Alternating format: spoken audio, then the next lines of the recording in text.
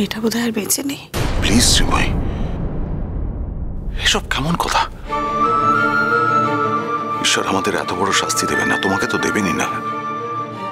আমার পাপের শাস্তি তোমায় কেন দেবেন? তুমি তো কোনোদিন কোনো পাপ করোনি, চিরকাল পুণ্য করে এসছো। এত বড় শাস্তি তুমি পাবে না। পাপ পুণ্যের হিসেব সব গুলিয়ে যায়, বুঝতে পারি না সারা জীবন পুণ্য করে বা কি পেলাম।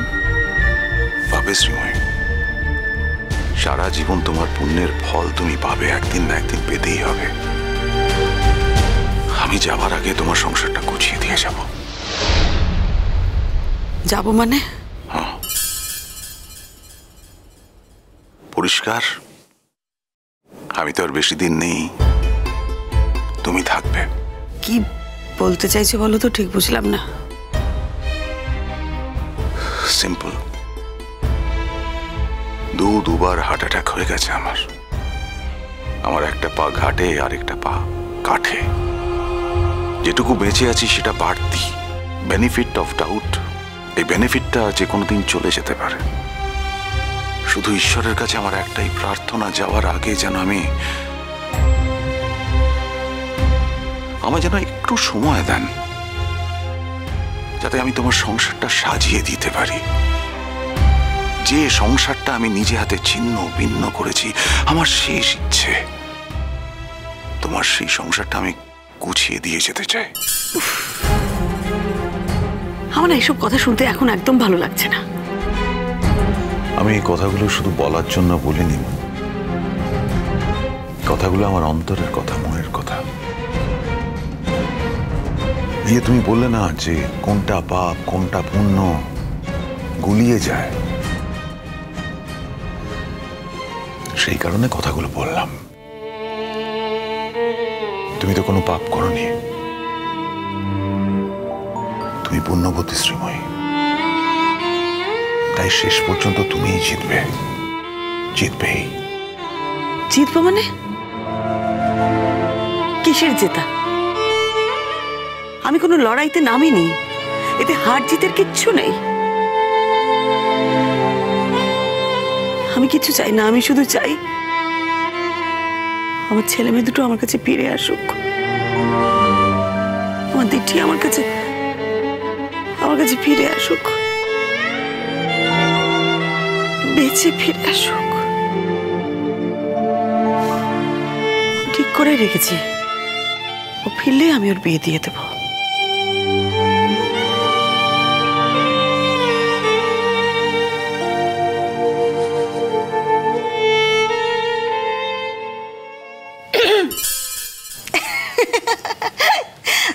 আমার না তোমাকে যা হিসেবে খুব পছন্দ হয়েছে।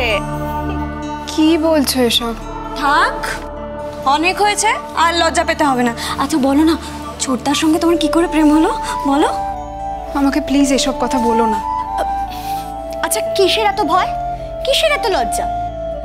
বাড়ি থেকে বেরিয়ে এলে প্রথম এরকম একটু হয়। তোমাকে দেখে তো বোঝাই যাচ্ছে যে তুমি বেশ বড়লোক বাড়ির মেয়ে, লেখাপড়া করেছো। যাকে যা করেছো।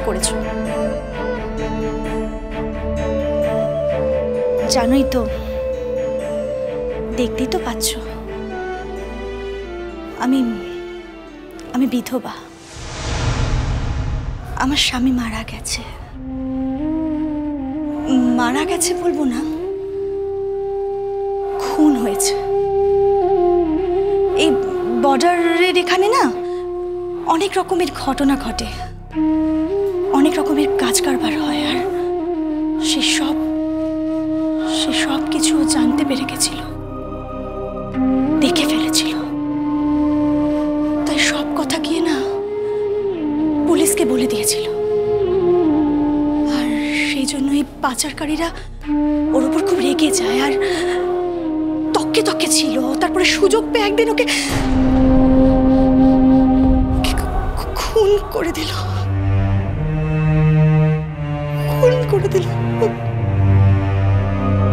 কিন্তু তবুও আমি জানি যে ছোট তোমাকে সব বলেছে,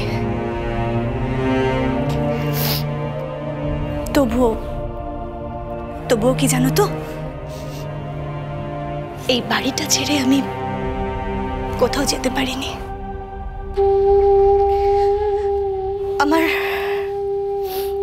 আমার শ্বশুর মশাই, শাশুড়ি মা আমার বাবা মায়ের মতো,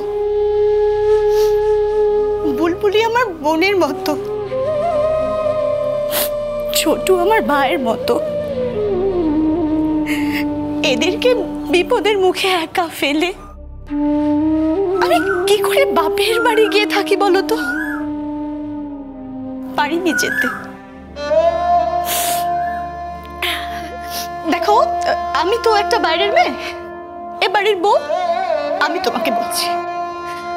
তোমাকে বলছি যে ওরা না খুব ভালো ওরা। একদিন ওদের অবস্থাও কিন্তু খুব সচ্ছল ছিল।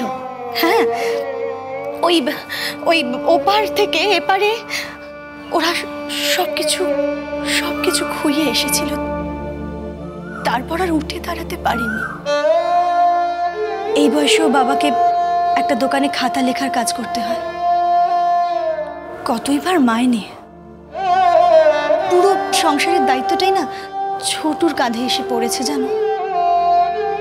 ছোট ওর গাড়ি নিয়ে এদিক সেদিক যায়, কোথায় একটা জিনিসপত্র সাপ্লাই টাপ্লাই দেয়, এসব শুনেছি।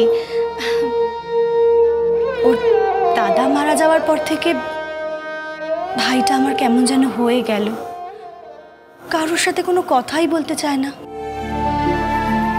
জানো। ছোটু না আগে অনেক হাসি খুশি ছিল, আসলে ওর তো অনেক স্বপ্ন ছিল, ওর অনেক ইচ্ছে ছিল যে ও কলকাতায় গিয়ে পড়াশোনা করবে, অনেক দূর অবধি পড়বে। কিন্তু ওর দাদা মারা যাওয়াতে সংসারের সব দায়িত্ব ওর কাঁধে এসে পড়তো, তাই জন্য ওর সেই স্বপ্ন আর পূরণ হলো না, ওকে কাজে ঢুকে যেতে হয়। ঠিক আছে, তুমি তো সবই জানো, সব জেনে শুনেই তো ওকে ভালোবেসেছ। ওর বিয়ে দিয়ে দেওয়াই ভালো, আবার জানি না কবে কোন বিপদে পড়বে। ফার্স্ট সেমিস্টারটা হয়ে গেছে, সেকেন্ড সেমিস্টারে উঠেছে, ব্যাস দেখতে দেখতে সময় কেটে যাবে। ওর বিয়ে দেবো আমি। শুধু ঈশ্বরের কাছে একটাই প্রার্থনা, আমার মেয়েটাকে ফিরিয়ে দিক, আমার মেয়েটা বেঁচে ফিরুক। আমার কেন যেন মাঝে মাঝে মনে হয় তিথি বোধহয় আর বেঁচে নেই। শ্রীময়ী, প্লিজ এমন কথা বলো না। না, বেঁচে থাকলে তো একটা খবর পাওয়া যেত। বেঁচে থাকলে কি একটা মানুষ এইভাবে নিখোঁজ হয়ে যেতে পারে? আরে সে আজকে নিখোঁজ হয়ে আছে, কালকে তার খোঁজ পাওয়া যাবে না, কে বলতে পারে? আশা ছাড়বো কেন আমরা? আর কবে, কতদিন পরে, ঠিক কবে বলতে পারো? সবাই একই কথা বলছে, কিন্তু আমি জানতে চাই কবে। এতটুকুনি বোঝার মতন বুদ্ধি তো আমার আছে। মেয়েটা যদি সত্যিই বেঁচে থাকতো তাহলে তো ওর নামে অন্তত একটা মুক্তিপণের জন্য ফোন আসতো, সেরকম কিছুও তো হয়নি। তাহলে কিসের জন্য ওরা ওকে বাঁচিয়ে রাখবে? এমন তো হতে পারে যে ওরা হয়তো ওকে ভোগ টোগ করে ওর ছিন্ন ভিন্ন দেহটা কেটে ছিঁড়ে একেবারে ছুঁড়ে ফেলে দিয়ে চলে গেছে। শ্রীময়ী, না, একদম না, চুপ, একদম এরকম কথা বলবে না তুমি। মুখে হয়তো বলবো না, কিন্তু চোখে সারাক্ষণ এই দৃশ্যই ভাসে। মনের মধ্যে সারাক্ষণ এইসব কথা আনাগোনা করে। চোখের সামনে দেখতে পাই যে মেয়েটার আমার এইরকম অবস্থা। আমার কোলের সন্তান, আমার কোল আঁকড়ে থাকা মেয়েটা কত অবস্থার হয়ে গিয়েছিল।